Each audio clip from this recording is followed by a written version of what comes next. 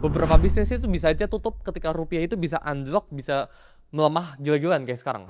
Kita lihat ya, ini kinerja mata uang Asia terhadap dolar Amerika Serikat sejak awal tahun, alias year to date-nya ya. Jadi dari 1 Januari sampai sekarang gitu. Dolar Taiwan ya 0,2%, dolar Singapura ya ini bagus banget ya 0,6, ringgit 3,3, yen 3,1, dolar Hong Kong 1,7, yen 1,8. Ya, jadi yang sebelah sini itu masih dalam batas wajar ya menurut gue pribadi ya, kecuali ringgit ini. Ya, Taiwan Baht ya ini 3%, won Korea 4,8% melemah gitu ya. Peso Filipin ya 4,1%, Rupiah India ya ini the second ya yang paling jelek setelah Indonesia 5,0% ya 5% ya pelemahan.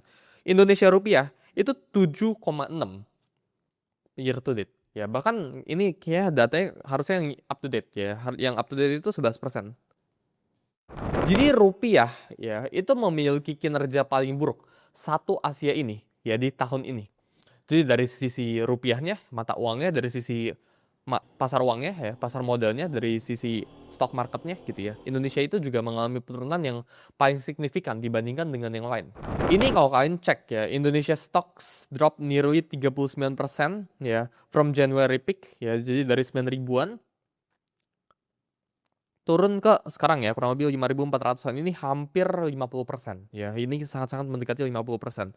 Dan ini ada analis ya dari luar negeri ya, jadi dari Singapura ya, nama itu Mopet Mirpuri gitu ya. The next 2 weeks are critical ya, the market is looking for clear signs for fiscal discipline, policy consistency, and a strong commitment for macroeconomic stability.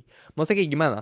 Market sekarang atau investor asing yang di luar sana ya, negara-negara luar yang berinvestasi di Indonesia itu lagi melihat ya 2 minggu ke depan apakah Indonesia ini ya bakalan kasih regulasi-regulasi, kebijakan-kebijakan fiskal yang konsisten, yang disiplin ya, karena sekarang regulasinya itu berubah-ubah ya, bentar A bentar B gitu kan. Ketika ada suatu company yang baru untung gitu, tiba-tiba dia rugi lagi gara-gara pemerintah buat kebijakan A dan sebagainya gitu ya.